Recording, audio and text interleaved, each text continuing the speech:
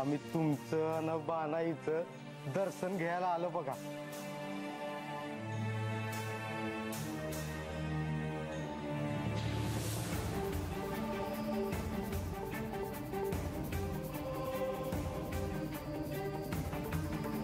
तेव्हा आम्हाला ठाव नव्हतं की तुम्ही बानाई देवी संग लगीन करून येणार हायसा ते।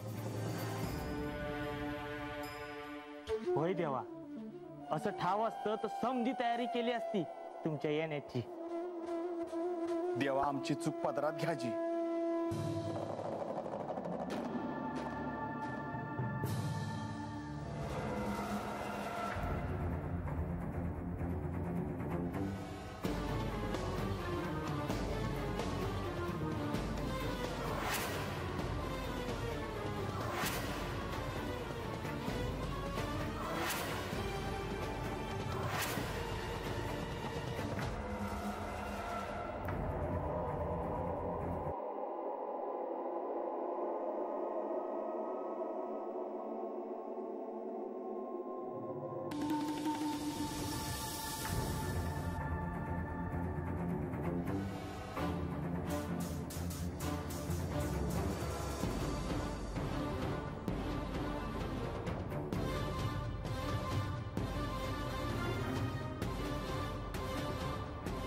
देवी, तुम्ही काय सांगायला आला आहात बंधू? माझ्या संसाराला आग लागली ते की माझी विटंबना झाली ते काय सांगायला आला आहात तुम्ही?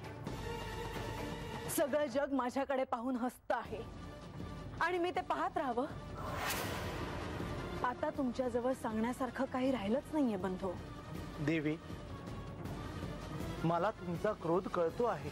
नाही, माझं काय होतं हे कोणालाच कळत नाहीये। माझ्या आज ज्वालामुखी उसळतो आहे आणि त्यात मीच जळते आहे।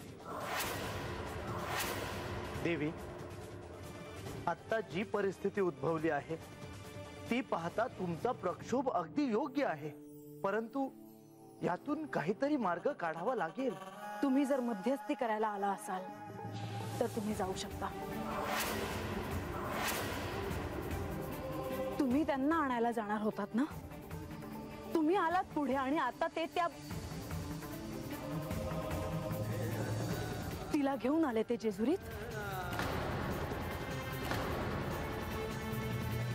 आणि हे नियोजन करायला तुम्ही तिकडे गेला होतात?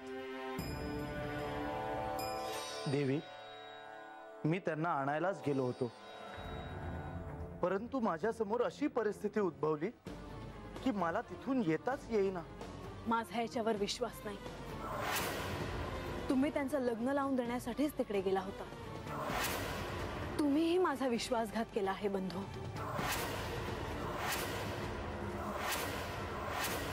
बंधू भगिनीचं नातं आहे ना आपलं? मग तुम्ही आल्यावर यांचं लग्न झालं आहे हे तुम्ही मला का नाही सांगितलं? का लपवून ठेवलं तुम्ही हे सगळं? तुम्ही जर मला आधी हे सांगितलं असतं तर मी त्यांना जेजुरीच्या वेशीवरच थांबवलं असतं।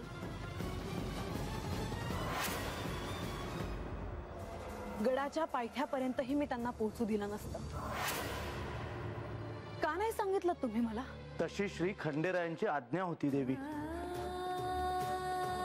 त्यांना तुम्हाला सगळं काही प्रत्यक्षात भेटून सांगायचं आहे। काय सांगायचंय? त्यांनी लग्न केलं म्हणून? मला त्यांची कारणं ऐकण्यात काहीही रस नाही। देवी, तुमची काही ऐकण्याचीच इच्छा नसेल तर मी तुमचा निरोप श्री खंडेरायांना देतो, परंतु ते तुमच्या इच्छेविरुद्ध गडावर येणार नाहीत। आता ह्यातून काही मार्गच निघाला नाही तर काय? काय अशुभ घडेल? आता काय घडायचं राहिलंय? देवी, तर काही घडू शकतं। देव इथून माघारी सुद्धा जाऊ शकतात। तुम्ही मला भय दाखवत आहात? नाही, मी केवळ शक्यता सांगतो आहे, एक बंधू म्हणून।